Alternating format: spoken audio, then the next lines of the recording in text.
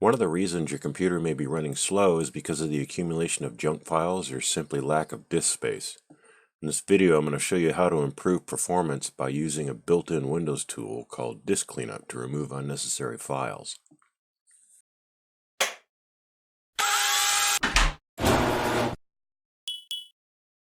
Now, to access Disk Cleanup on Windows 10, you can click Cortana and type Disk Cleanup, and it's available right here.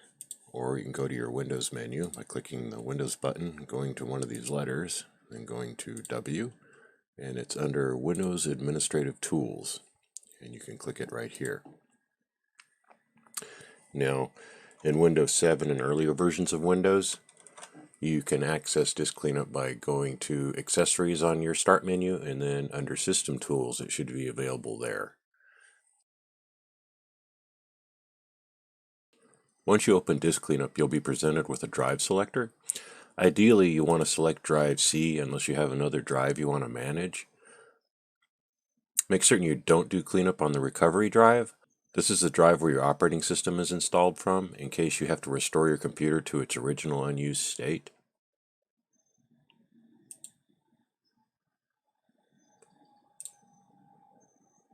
Now, sometimes it'll take a moment for Disk Cleanup to calculate the junk files. The time it takes depends on the number of files. Downloaded program files are basically add-ons downloaded by Internet Explorer to view certain types of content on the Internet. These programs aren't necessary for your computer, and if you delete them, they'll probably be installed again once you view the Internet content again. Temporary Internet files contain content that Internet Explorer saves on your computer so it can load web pages faster. The irony is that if this file gets too large, it can actually slow down Internet Explorer. The same goes for other types of web browsers. As their cache size increases, they actually tend to slow down. So I clear the cache in other browsers regularly. See my video on how to manage the cache in web browsers. System-created Windows error reporting files is basically a log file of Windows events. Unless this is unusually large, I tend to leave it alone. I wouldn't have a problem deleting this unless I'm experiencing problems with the computer and I want to examine what events are occurring in Windows. The DirectX shader cache is similar to the temporary internet files. DirectX is a graphics management system used for high-speed display of graphics. DirectX stores these files so it can display the content faster when you view it again. Clearing this shouldn't be a problem as it's generated again as needed. Delivery optimization files. I covered this in a previous video on Windows Update settings. Unless you desperately need to share your downloaded Windows Update files with other computers, I would go ahead and clear this content. Mixed reality is part of a new Microsoft virtual reality system that is usually empty unless you actually use a VR headset. This option doesn't adequately explain what it does. I'm not certain if it uninstalls mixed reality or just clears its cache. Until this is clarified, I'd leave this option unchecked. OneDrive files are files that are synchronized between your computer and the OneDrive cloud storage on the internet. If you don't use OneDrive, you could probably go ahead and clear these files. The recycle bin is where files go when you delete them. You can open the recycle bin and recover files you've deleted. If you're confident you don't need the files in the recycle bin, then go ahead and check this option. Temporary files are files that Windows doesn't really need. They are basically files generated by Windows and other programs for short-term usage. I've noticed that having too many temporary files can sometimes cause a performance drop, so I delete these every chance I get. Thumbnails. Let's go.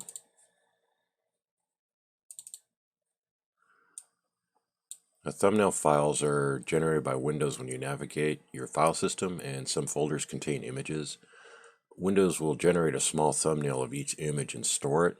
And this increases the speed of the image display the next time you navigate to this folder.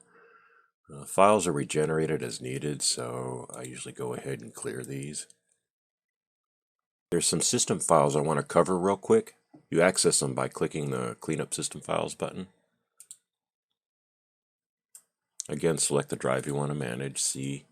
in this case, and wait a moment for it to calculate the junk files. This one will take longer because it's doing a little bit more in-depth scanning.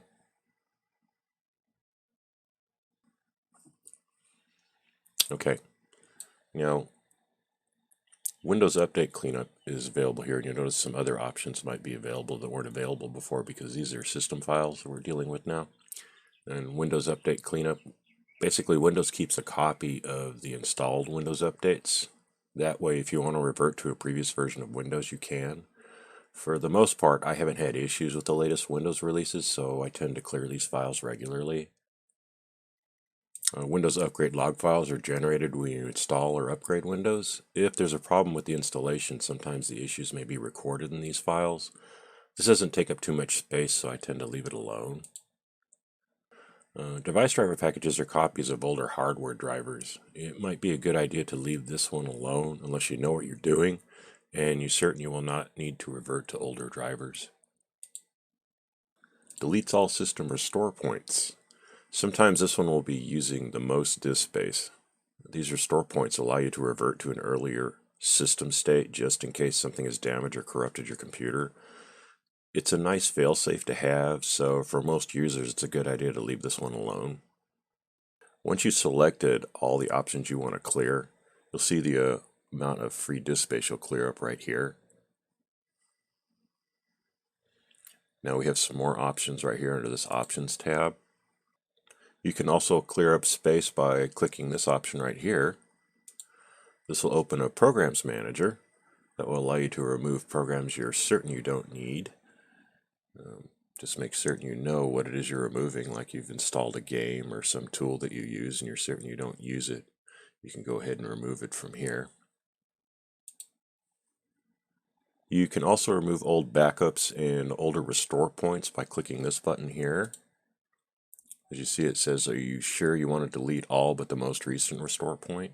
If you have several saved restore points, you might not need the older ones. You can save disk space by deleting them.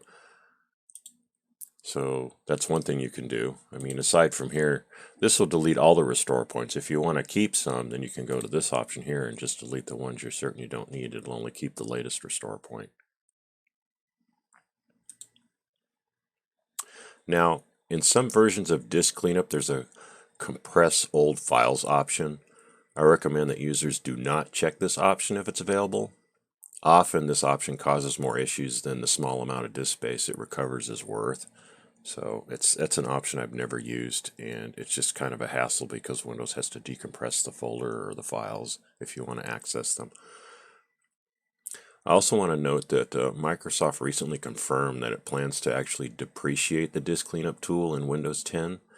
The disk cleanup tool is still available because the user base of this tool is apparently huge, but it's only a matter of time before the tool is removed from future releases of Windows 10. Microsoft blog post noted, the disk cleanup experience is being depreciated. We're retaining the disk cleanup tool for compatibility reasons. There's no need to worry since Storage Sense's functionality is a superset of what the legacy disk cleanup provides.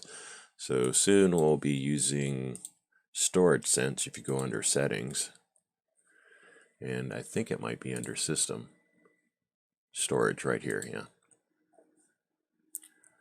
So here's Storage Sense, and you can automatically manage old files on your computer this way. And I'll get into this in another video. I actually covered it a little bit on the Windows settings video I did. But I'll get into this more in depth in another video. Once you have all the options selected that you're satisfied with, you go ahead and you click OK. And it will confirm that you want to delete these files. I'm going to go ahead and delete them. You may have to wait quite a while depending on the amount of junk you've opted to clean up, but once it's done, you should have some extra drive space without the hassle of navigating through all your files and picking out the ones you don't need. And I didn't clean up as much as I should have, so I've still, I've got a little bit of extra room. It looks like I deleted not quite a gigabyte of space, but I didn't select that many options to begin with, but that's definitely an easy way to clean up hard drive space.